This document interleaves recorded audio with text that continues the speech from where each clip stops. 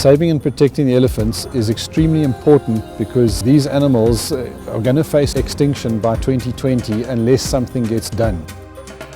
The one thing that we found more effective, and we've been responsible for catching a handful of poachers, but the one thing that we find far more effective than anything else to date is the visible policing aspect of this drone. We fly the aircraft with lights on and we fly the aircraft low and people can hear it. If it's below 50 meters, the audible footprint from the prop tends to create a presence, and the poachers don't like a presence. So that has the ability to move people away. 2 years ago, we were busy flying in the Kruger National Park and we were grounded, and we were obliged to go through the same formalities as a proper airline.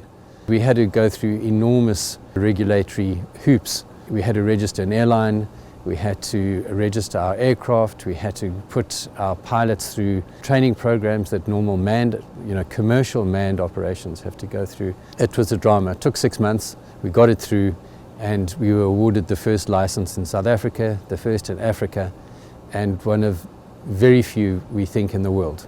We get the local park ranger, and there's a lot of corruption that goes on. If we take the main person in that area, put them in the vehicle and show them the capability from the aircraft and what can be seen at night, that information gets disseminated to all the local villages very, very quickly. And what you generally find is that poaching in that area starts to die right down the moment that happens. So the bush telegraph has a huge impact. They have been massacred over the last few decades. We're down to 300,000 elephants. That's been from 1 million, 2 decades ago. They've been killed at a rate of 40,000 a year. The biggest problem that we face is the startup cost per team to fit out a vehicle, build the aircraft, equip it with all the thermal imaging cameras and all the other equipment we actually fund ourselves. What we really need is some way of sustaining those operations, because typically these parks have no money. They don't have money for enough boots on the ground, let alone proper vehicles.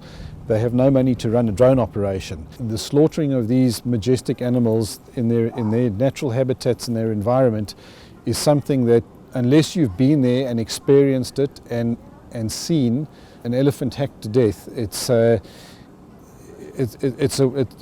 crime scene that is just bar none. We have to do something. If we don't do something now, our kids will never ever see animals like this again. That's a fact.